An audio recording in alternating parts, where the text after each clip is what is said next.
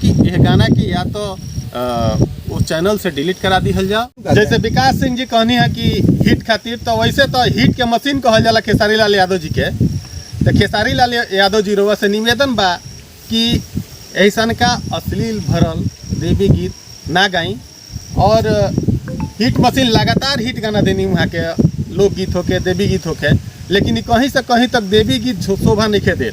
इस समाज पे एगो गलत प्रभाव पड़ी, माहौल पे एगो गलत प्रभाव पड़ी।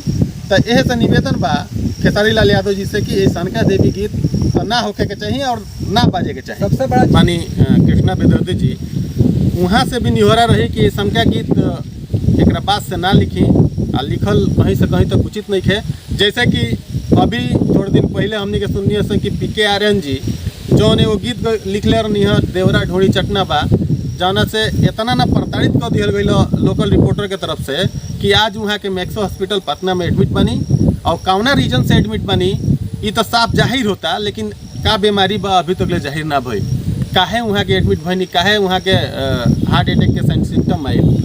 तो गीतकार कृष्णा बेदर्दी से भी निहोरा बटे कि ऐसा का देवी गीत तो ना लिखाए के चाहिए। समाज उघड़ होता, समाज गंदा होता, ऐसे बचावल जाओ। हम सबके मिल के बचाओ। एक बार रोवा लो तो ये भोजपुरी जगत के शीर्ष पर बैठल बनी, ऊंचा स्थान पर बैठल बनी, रोवा लोग के कहीं से कहीं तक की शोभा नहीं है। सबसे बड़ा चीज बा कि लोग प्रचलन चलल आवता है, खत्म तो जरूर करे के पड़ी। कहे से कि आस्था के साथे खिलवाड़ बा, और आस्था के साथे खिलवाड़ हुई तो भोजपुरी के जाने समझे और बुझे वाला लोग बिल्कुल चुप ना रही।